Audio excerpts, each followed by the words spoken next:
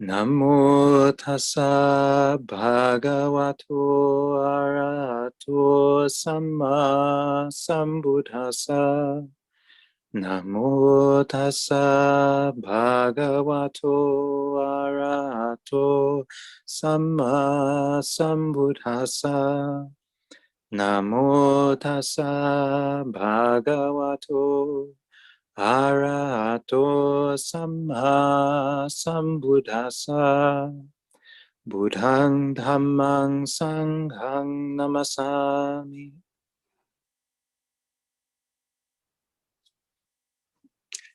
Greetings, and it's a delight to be able to practice with others this evening. Thank you for joining.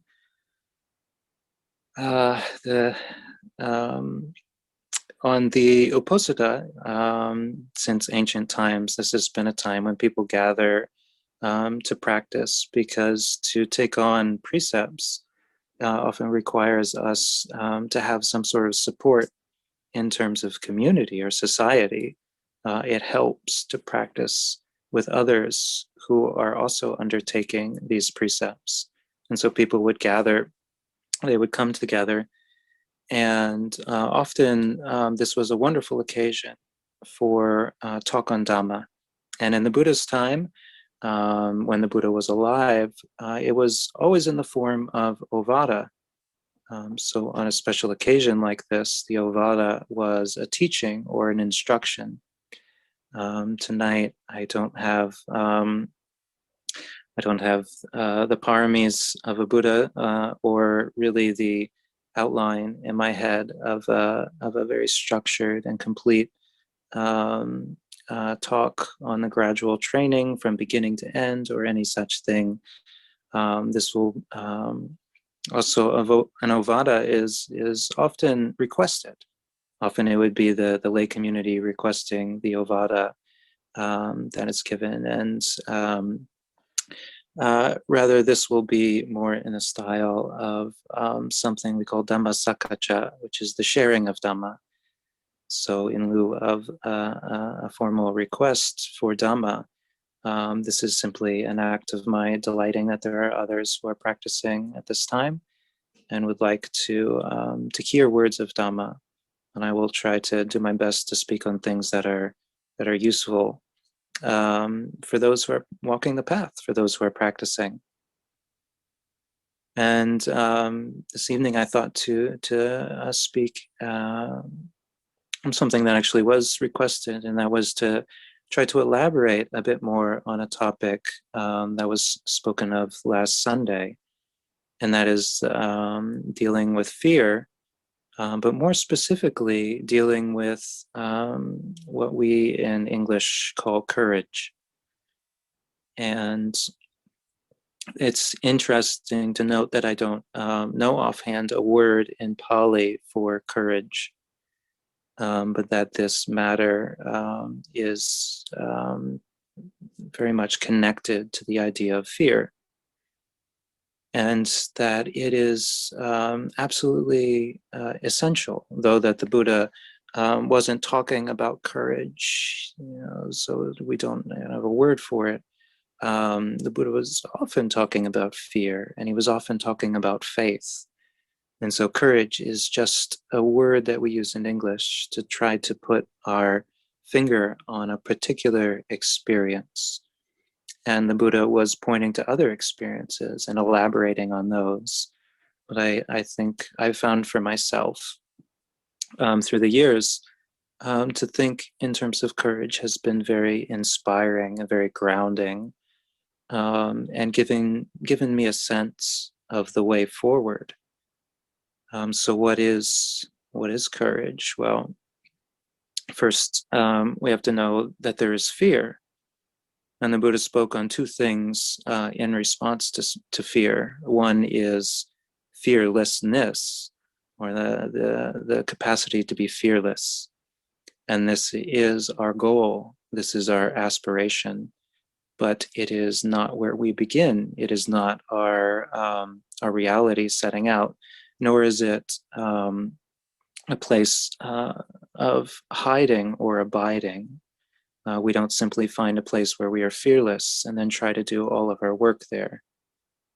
The reality is something else is needed in our practice, because we are, especially in the beginning, but right up until that final step to a complete understanding of Nibbana, we are imperfect.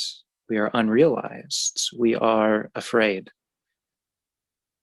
And that is where courage comes in. Courage is the response, a wholesome response to fear.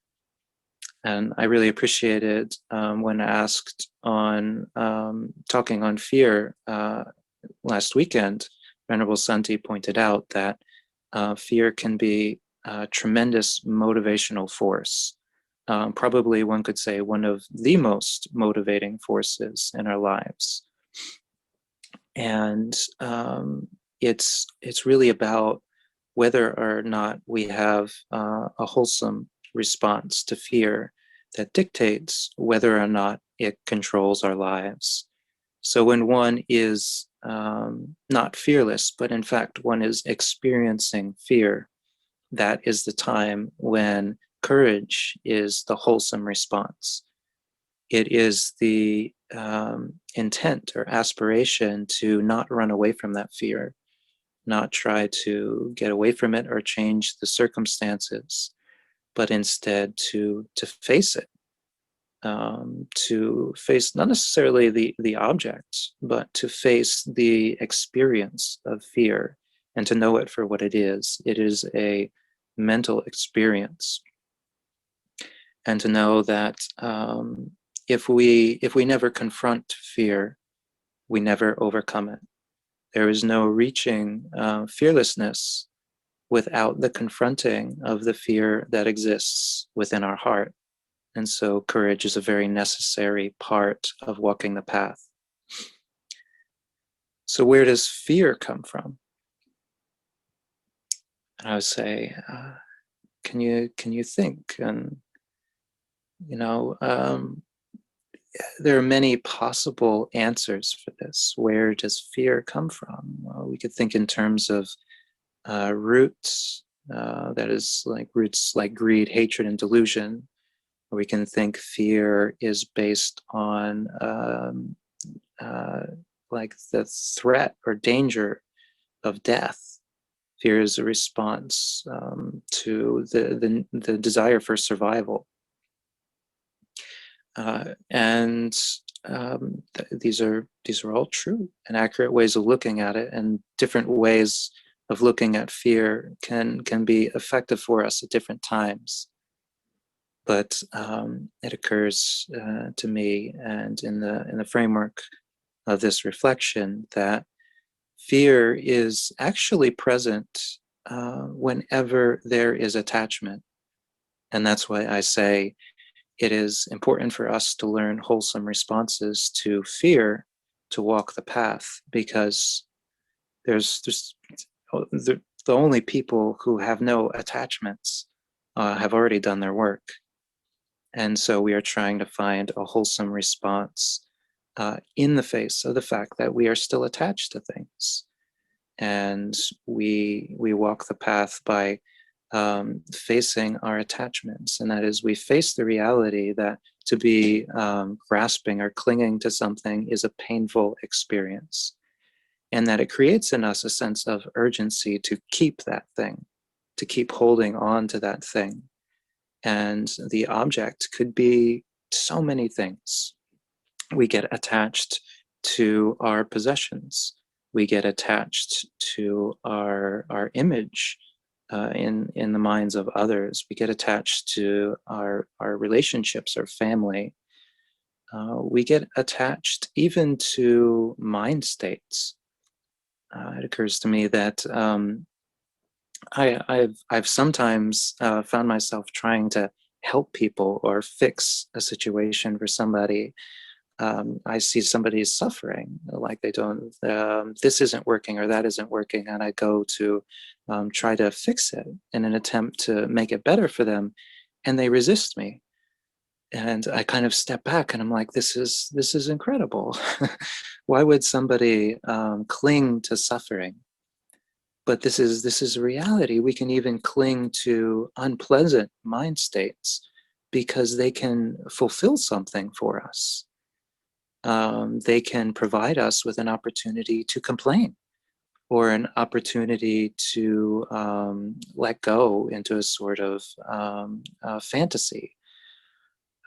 So we can even cling to things that cause us suffering because of the opportunity it gives us to become bhava, to identify, to create an idea of ourselves. And that is ultimately why we deal with fear, because we have an image of ourselves. And that means we have something that can be threatened, something that can be threatened with change or with loss. And at the most essential level, that thing which we think is most worthy of attaching to is ourself, is our idea of who we are. And we have a belief underlying this image of ourself that this thing exists, that I am a person, that I exist, that I am composed of this. The reason the Buddha points to this idea of anatta, or not self, is not because it is simply that it is like a fact of all things, but also because it is one of the three pegs that we can knock out to kind of disassemble all of the suffering in our lives. If we understand that this clinging to what we think is us is causing us so much pain and is the underpinning of all of the other clinging in our life and all of the other fear, well, then wouldn't it be suitable to try to let go of this idea and thereby let go of the suffering? And so we are attached to things, and when we are attached, there is this threat of loss. And this is what it brings up. It brings up fear. So to walk to walk the path of spiritual development, right from the beginning, we have to be able to let go of things, and that requires courage. Another way of saying it is it requires faith. And I remember hearing in a Dhamma talk once something that really stuck with me. Is somebody said, it occurs to me that wisdom doesn't let go.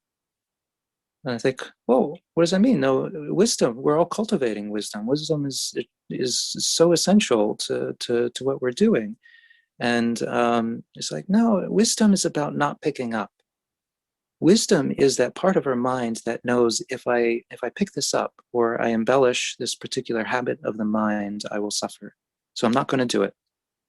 Wisdom is what gets us to that place of fearlessness, when we haven't attached to anything and we're abiding in a place where, because we're not attached to anything, we can be okay with whatever happens. We can be okay with whatever arises. That's fearlessness. That's not even having something to lose. But that wisdom gets us there, but wisdom isn't the thing which helps us when we actually are attached to something, when we do love something or cherish something and we don't want to lose it or have it change on us. It's actually faith that helps us in those moments. And this is kind of essential to understanding what to do with fear, is that it's not necessarily our wisdom. Like we can sit there and we can analyze the experience. And this absolutely, like when you're afraid, consider, what is fear? Why is my heart racing? Or why am I trembling? Or why am I resisting letting go of this thing so much? Use your wisdom, look into the circumstances, figure out the conditions that are holding this attachment in place, because it's really all in the mind.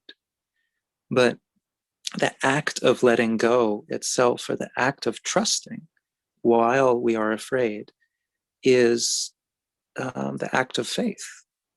It's the faith which allows us to take that step into the unknown, that that step towards something new, something we haven't experienced before. What it might be like to not have this thing that we're cherishing. What it might be like to not get our way. What it might be like to not act out of anxiety or restlessness, but to just sit and wait and watch and listen and let the experience unfold around us without trying to change something or be in control. That is an act of faith.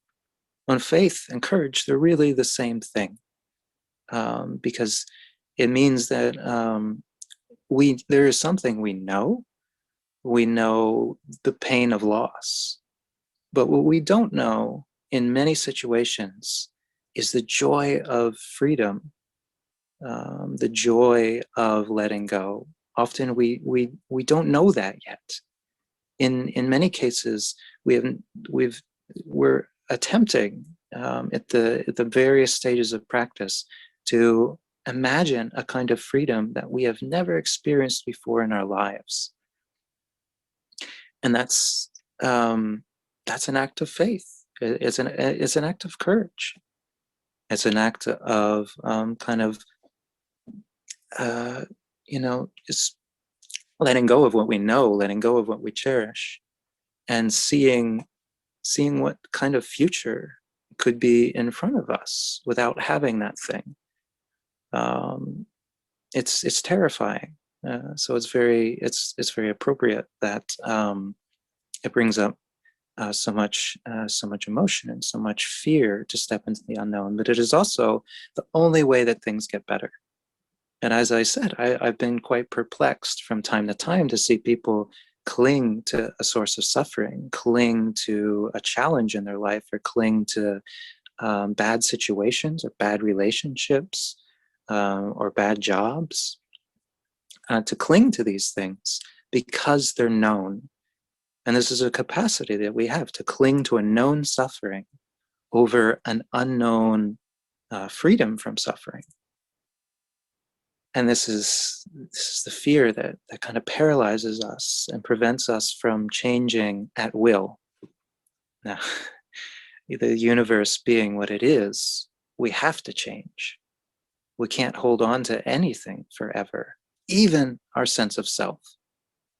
Because that very sense of self did not exist before we were born. It arose based on conditions. We actually had to be taught, and we had to develop the sense of self over years. And so this thing hasn't always existed. And there will be a time when, with the ending of our life and the dissolving of our bodily faculty and mental faculties, this sense of self will no longer have the thing that it attached to. We will have to lose it. Change will have to happen.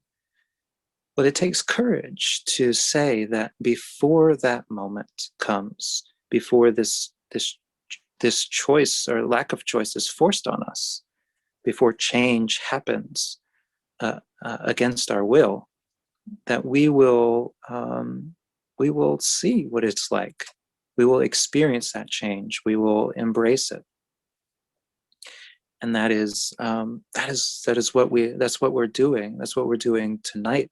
That's what we're doing every time we let go of all of our distractions. We let go of all the things that we could be doing, and we commit, or we sit down and we watch, we listen, we imagine a future where we are free of various kinds of suffering.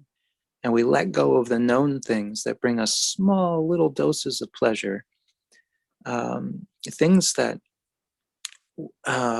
for most of the people on the planet that they cling to so tightly. We let go of those for a little time to try to step into a new future, a more bright and free kind of future. And so courage is not simply like this being afraid all the time, but having strength to face it. Courage is actually the condition for getting over our fears. We cannot get over our fears unless we confront them. They don't just end on their own. I say if fear is like any other emotion, like anger. Anger is an emotion. It's a mind state. It's not dependent on objects. We are angry before there is an object to be angry at. We've got disgruntled, annoyed, frustrated in our mind. And then it finds an object and it says, I am angry at that thing. I'm frustrated by that thing. But if that thing goes away, does the mind state instantly cease? No. It lingers with us, sometimes for a long time, sometimes for a lifetime. That anger can stay with us. And it's the same with fear. If we never challenge our fears or challenge our attachments, we never overcome them. We live in that state of fear. It just finds new objects to be afraid of. Now, the Buddha doesn't send us into this unarmed. Like he actually has given us a lot of very easy ways to build up this strength, this ability to face our fears so that we can see them cease, so that we can get past them.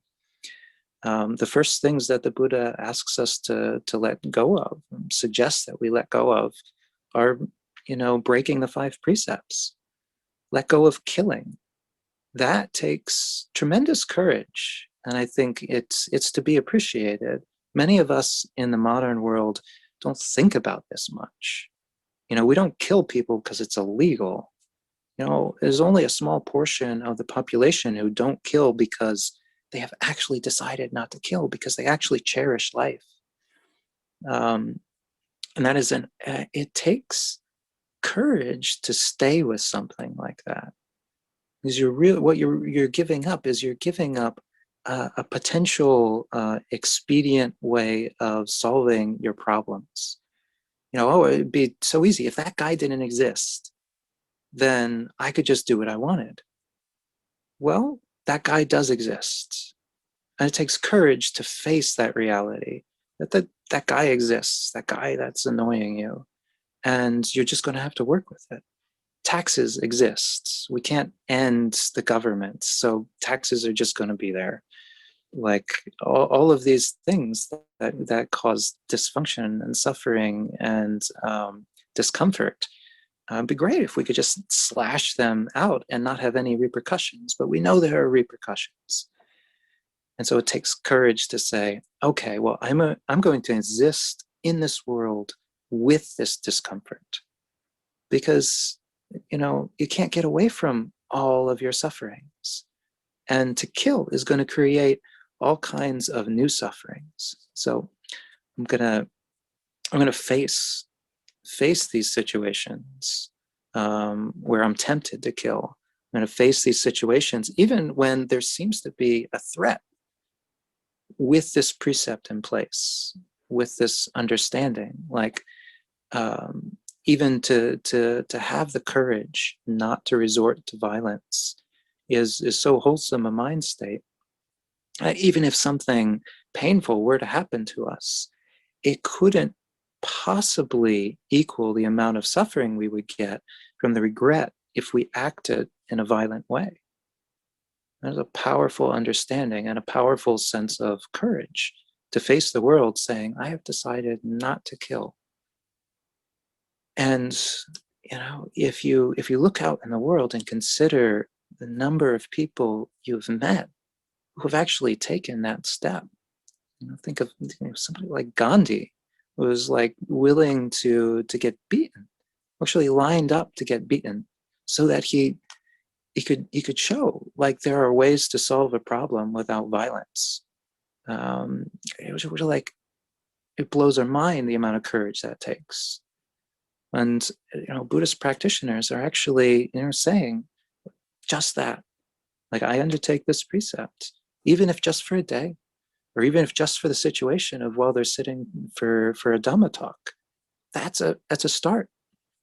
It's facing even an hour, with this precept in place, with this understanding in place. Further down the path, we're confronted with opportunities. So nobody is going to push us down the path of spiritual evolution. No, no, it's totally up to us. But along the way, somebody might say, okay, look at the things you're really attached to. TV shows. People are so attached to the TV shows, and they're binge watching, and they're just fascinated with the characters, and it's all they think about and all they talk about. And you're going to say, well, tonight I'm going to flick those off. I'm going to watch Dhamma TV. I'm going to watch a monk talk about truth and reality and the way things are. How about that? That actually, it takes a bit of courage, because the TV show is a known pleasure. The Dhamma talk is an unknown quantity. You don't know if you're going to be titillated or entertained or fascinated or enlightened by it. It's a giving up. It's a facing of an attachment. But that it is an act of courage. It's an act of courage based on the understanding that, well, life is short. Life is short. And if one never confronts the urge to cling to a small pleasure, one will never experience the freedom, which is the greater pleasure, free of that thing, free of that clinging. We cling to food. We cling to sleep. We cling to these things so tightly. And I can say that as a monastic who takes monastic vows to only eat within a 6-hour portion of the day, and to leave the whole rest of the day without eating food. And some people is like, oh, this is baffling, crazy. Why would you do that? That's silly. And even to the point where people argue, it's like, hey, you're clinging. You're the one who's clinging to your rules. I'm the enlightened one because I just let things be. When I eat dinner when I want to. It was great. Nobody is forcing you to do this. Like I'm undertaking this because it's an opportunity. I never would have experienced time where I'm happy to not be eating or thinking about eating if I had clung to this idea that I should eat whenever I get hungry, whenever I'm threatened by getting hungry. I noticed within myself that I was afraid even of the unpleasantness of hunger. I would eat before I got hungry, because I would eat, multiple times a day, just so I would never have to deal with that. And then I said, well, what do I want more? Do I want to pursue like always being satiated, or do I want to pursue the freedom of having to worry about it? I said, well, the only way I'm going to get to know that is to have a little courage, go to the monastery and kind of, okay, I'm here at the monastery and there's no dinner here. There's nothing. There's going to be 16 hours of nothing. There's no snacks. There's no fridge. Am I going to be okay? And that took courage. And it took training. That's why we use Sikapadang when we take the precepts. These are a training. We don't master them overnight because we are beings with fear. We are beings with fear. The undertakings of the precepts are that first act of courage. We start with the courage to say, I'm going to try it. I'm going to, I know I'm afraid. I know I'm afraid of what it's like to not have dinner, but I'm going to try. Because there may come a day when I don't have a choice. And if I don't have a choice, I could suffer tremendously.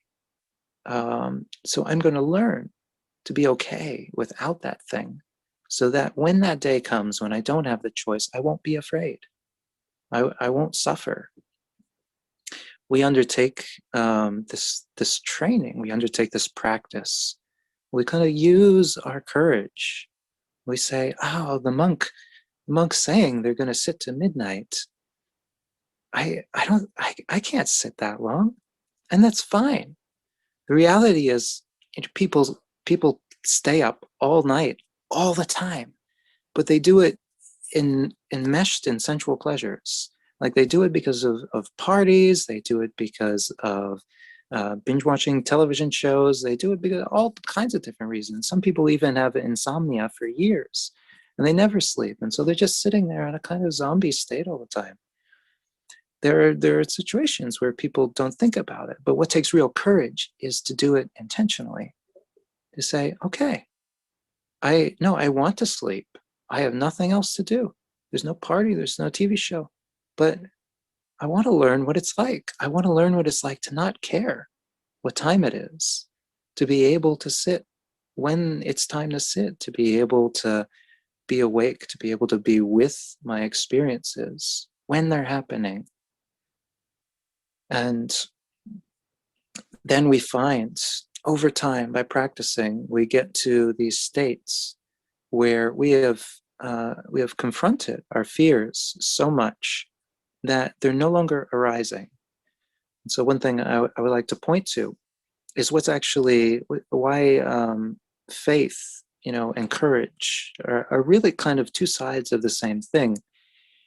Is that in order to really be successful in applying courage, we have to learn to apply our mind in the direction of what we're confident in, of what we do know, because it takes tremendous courage to step off into a complete unknown.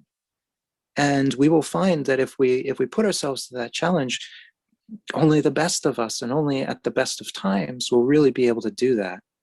To just be able to say, nope, okay, I'm not going to do it. No, I'm going to, summon up my courage, and I have no idea what will happen, but I'm just going to do it.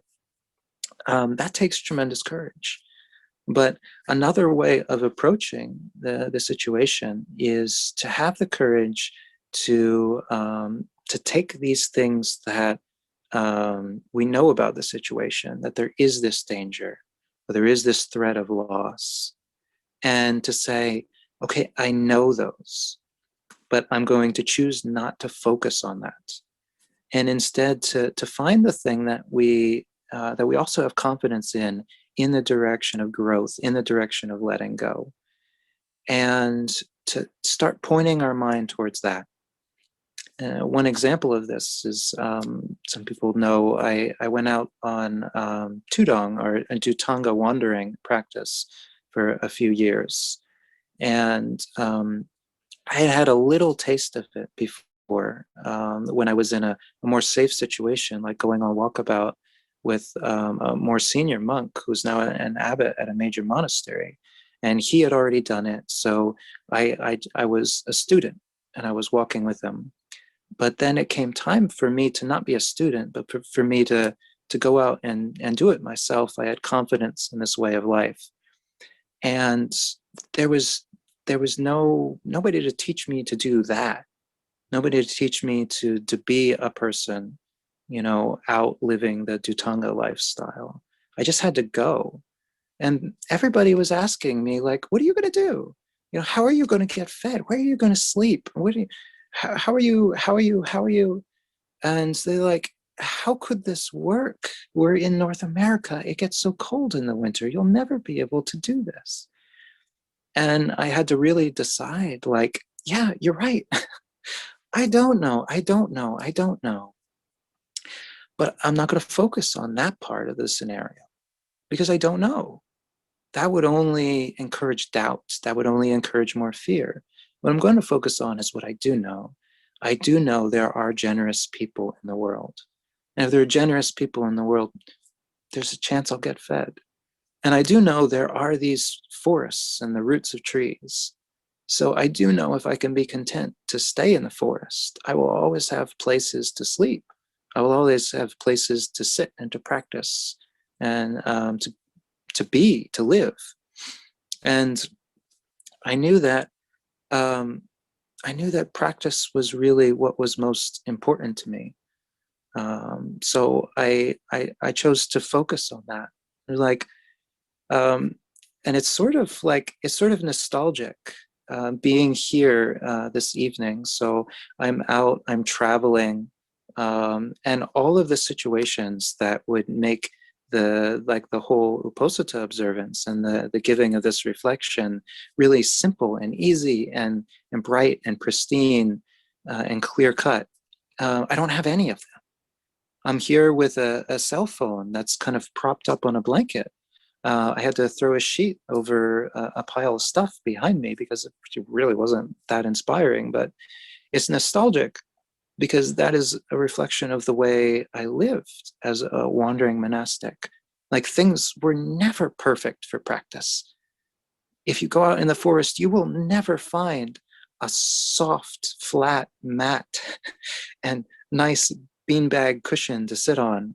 You'll never find an altar made up for you with all little candles and incense and everything. You'll never find a space where you sit out in the open and mosquitoes don't bite you. No, you will find many a space where the second you stop moving, those mosquitoes find you and they bite away. And you will never find flat ground in the forests. Nothing's perfect, nothing's made for you. But what you can find is enough.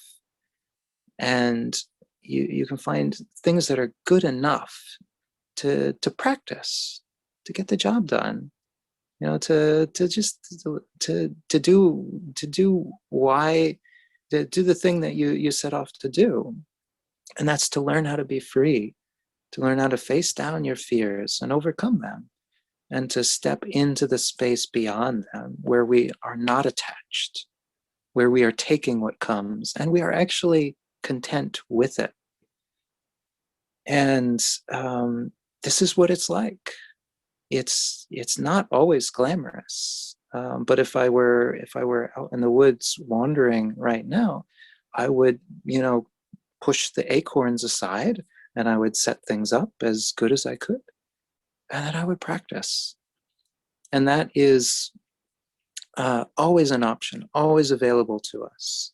We don't have to wait for the perfect scenario. We don't have to wait to the time when there is no fear, when there is no challenge, when everything is perfect. We don't have to practice when we've got a full belly and we've slept 8 hours and we're in a nice controlled retreat center where nothing will ever bother us. We don't have to wait until we don't have to live with anyone else, or we don't have to abide by anyone else's rules or schedule or structure. We don't have to wait for that time. We can practice right now.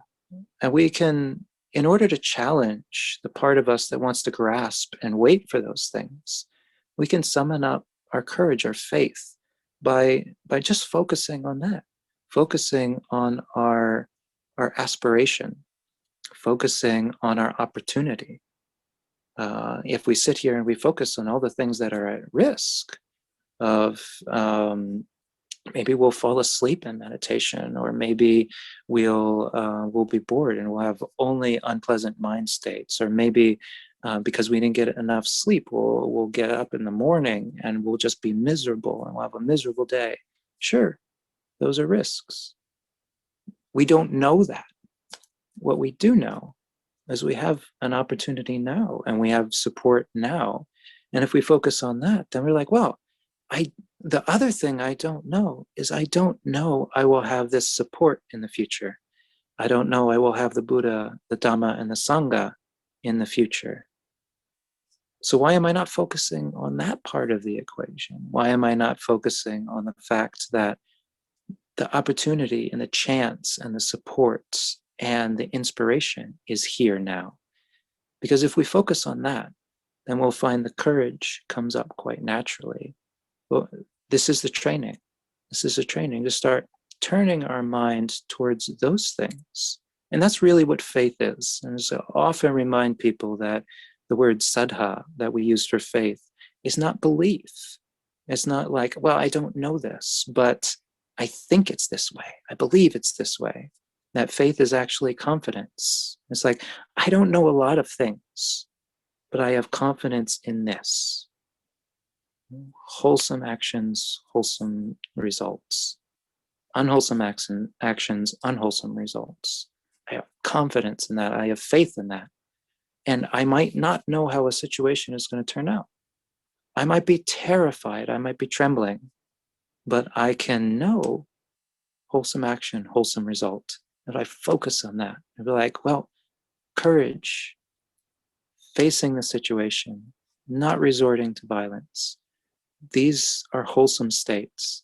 I don't know how this is going to turn out, and I don't even know if I have the capability to get through this unharmed. But what I do know is these things. And so this is what I'll focus on. And that is both courage and the best use of our mind. So that courage is not simply an exercise in in terror and like going cold turkey on all of the things that we're really attached to, but that courage is something we can summon up. If we learn to apply our faith in this way, then it won't take that much courage. It won't take heroic efforts every step of the way.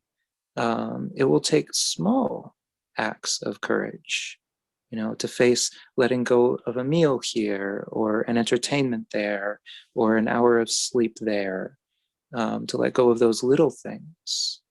And with it, our faith, our confidence in this path, in the opportunity start to grow, because we will see beyond. And to just give an image of that as a closing offering,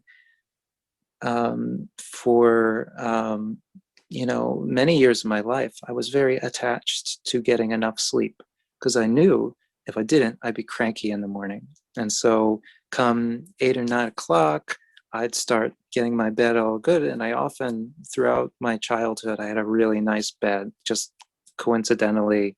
And I religiously, it's like, okay, it's time for bed. And I was an early riser, so it worked out. I would go to bed like clockwork, and then I would get up. And it was only when I started to wander as a wandering monk, when I started to really practice with giving stuff up and with challenging myself, that I started to hear the sounds of the forest at night. That I started to see the stars more. That I started to see the moon, and to be able to just marvel at the night sky. Um, that I really started to experience the fact that 6, 8 hours of my day were always being lost, and that the wonders and the interesting things that happen in those hours was always being lost. And that when I was willing to have the courage to face the fact that, I don't know if I'm going to get enough sleep, I don't know if I'm going to be comfortable enough, I don't know if things are going to work out, I don't know if I'm going to be cranky in the morning. When I was willing to face that, there were many a night where I was enraptured just to sit and to listen to the sounds of the forest, but to look out at the horizon and to see stars, incredible numbers of stars, things you can only see if you step out into the unknown. And in some ways, we know they're there. We know there are wonderful things in this world, and people try to make it a known quantity to go and find them. They try and set aside 2 weeks of their year for a special vacation, and they go somewhere wonderful on the planet. And most people find that when they do it that way, they end up scheduling and blocking things in and having such a rigid idea of what they're going to experience, that their fears continue to guide them away from experiences of wonder. But we can have that experience of wonder anytime, when we challenge what is known, when we recognize what fear we have right now, what things we're attached to right now, and we just say, okay, well, let's see what it's like if I don't act on this. Let's see what it's like if I don't protect this. Let's see what it's like if I don't hold back. And we may find that we get to step into a really wonderful place, a place of freedom, open like the night sky, cool like the air at the end of the day, like a breeze. And we might hear things we've never heard before. We might see things we've never seen before. And one of these things that we might experience is that thing that we call nibbana. It is a spacious and empty mind that is aware. We might find that it was always there. It was always there, but that we couldn't recognize it for all the fear and clinging that was on top of it. And so I would like to offer these thoughts and reflections for you all. Thank you for joining, and thank you for your practice. Sadhu, sadhu, sadhu.